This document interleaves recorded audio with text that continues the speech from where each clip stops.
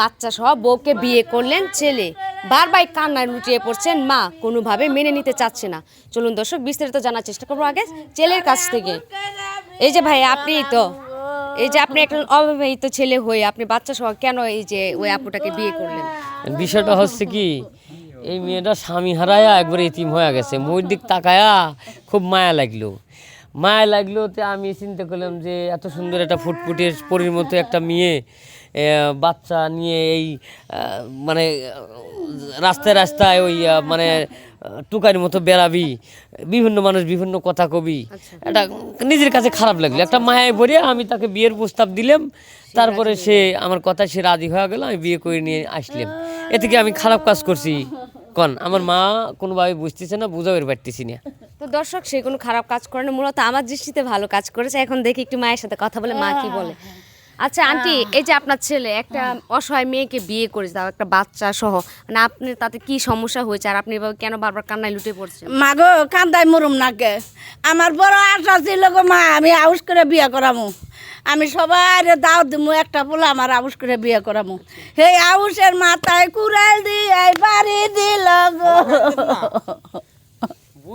আচ্ছা এখন আপনি তো বিয়ে করাইতেন, আপনার ঘরে হয়তো একটা বৌমা আসতো, একটা মেয়েকে আনতেন, তো সেও তো একটা মেয়ে, তাহলে তাকে মেনে নিতে আপনার কষ্ট হচ্ছে কেন? মাগো আউস করে বিয়ে করাইতাম, সেটা হচ্ছে আনন্দ বিষয়। আর এই যে একটা বাচ্চা সুদান হয়েছে, কার সন্তান কার কি, এটা কি ঠিক করছে সমাজে? মানব না গো।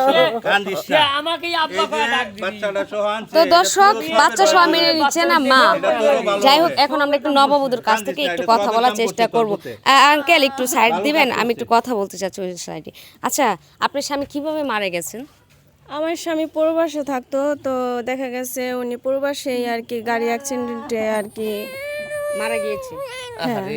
মারা গিয়েছে। ওনার বডি কি দেশে আনা হয়েছিল নাকি ওইখানে কাফন দাফনের ব্যবস্থা করা হয়েছিল? না, ওখানে কাফন দাফনের ব্যবস্থা হয়েছিল, মানে বাবু যখন পেটে ছিল তখন উনি বাইরে চলে যায়। চলে যাওয়ার পরে তারপরে দেখা গেছে ও মানে হয়েছে, হওয়ার পরেই আর কি মারা গেছে। আচ্ছা বাচ্চার বয়স কত? এই 3 মাস চলতেছে। 3 মাস চলে। জি। আচ্ছা আচ্ছা। ও বলি যাবি ওর আব্বা, আমাকে আব্বা করে ডাক দিবি, সমস্যা কি মা? আমাকে তো আব্বা কবি নাকি?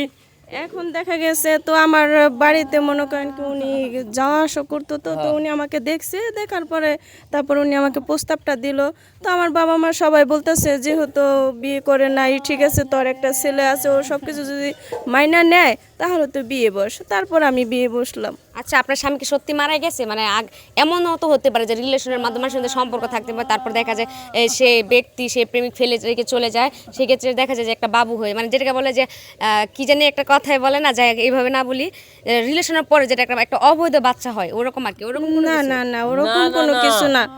ওর আব্বা মারাই গেছে, আমার বন্ধু লোক আসিল, ওই সবসময় দেখা যায় ও ফোন দিয়ে আমার এটা সেটা নিয়ে যাবে কইতো, এইভাবেই পরিচয় হয়েছে।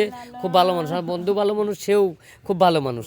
ঠিক আছে, ভালো বলি আমি চিন্তা করছি এই মাসুম বাচ্চা নিয়ে জায়গায় রাস্তায় যখন ঘুরবিনি, এই কান্না করবিনি, দেখা যায় একজন মানুষ বা সবাই তোর ভালো না, মেয়ে আস্তে আস্তে দেখা গেলো যে স্বামীর সঙ্গে বাচ্চাকে বাঁচানোর জন্য নষ্ট হয়ে যায় পারে।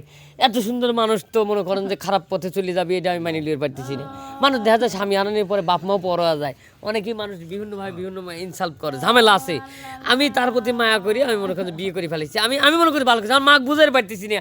তো দর্শক এখন আমরা আরেকটু জানার চেষ্টা করবো, এখানে প্রতিবেশী আছে ওনাদের কাছ থেকে। আঙ্কেল একটু সামনের দিকে আসেন। এই যে একটা কাজ করেছে আপনার প্রতিবেশী, একটা ছেলে আপনার ছেলের বয়সী, মানে উনি আপনার দৃষ্টিতে উনি কি ভালো কাজ করছে নাকি এটা খারাপ কাজ করছে? আমার দৃষ্টিতে আমি দেখতেছি খুব সুন্দর একটা কাজ করছে, কিন্তু তার মারে বুঝাইতেছি যে দেখ তোর ছেলে যে কাজটা করছে, এই যে একটা মাসুম বাচ্চাটারে একটা আশ্রয় হয়েছে, বাবার আশ্রয় পাইছে, দাদির আশ্রয় পাইছে, মাটাও সাথে থাকবে। এখন যদি মাটা যদি বাচ্চাটারে কোনো ফালায় থুয়ে চলে যেত কোনো একটা ছেলের কাছে ধরিয়া, চাইলে মনে করেন ছেলেটার একটা জীবন নষ্ট হয়ে যেত। এখন এই জন্য এটা আমি বলি যে এটা খুব সুন্দর একটা কাজ করছে, খুব ভালো কাজ করছে। হ্যাঁ কথাই হচ্ছে ওরকম, মানুষ হচ্ছে পরিবর্তনের দাস। একটা মানুষ যেখানে ভালো কিছু পায়, মানুষের ভালোবাসা পায়, সেখানে মানুষ পরিবর্তন হয়ে যায়। হ্যাঁ এমনও পারতো, এই যে নববধূ তার স্বামী যেহেতু মারা গেছে, সে বাচ্চাটাকে ফেলে রেখে অন্য কোথাও বিয়ে বসতে পারতো, কিন্তু সে মুখের দিকে চেয়ে এই বাচ্চাটা সহ বিয়ে বসছে। আর যে বিয়ে করেছেন যে বর, সে একজন ভালো মানুষ আমার দৃষ্টিতে, আমার বিবেকে। হয়তো একটু সমস্যা হচ্ছে ওনার মার, বাচ্চা সহ উনি মেনে নিতে পারছেন না এই নববধূকে। থাকে। আসলে আস্তে আস্তে আমি মনে করি সব ঠিক হয়ে যাবে, কিন্তু আমাদের সমাজে এখনও এরকম ভালো মানুষ আছে, আর সমাজে ভালো মানুষ আছে বিদায় আমরা এখনও ভালো একটা সমাজে বসবাস করতে পারছি। তো দর্শক, এই গল্পটি সম্পূর্ণ আমাদের বানানো, আবার এরকম নতুন কোনো গল্প নিয়ে আপনাদের মধ্যে হাজির হব। ততক্ষণ পর্যন্ত সবাই ভালো থাকবেন, ধন্যবাদ।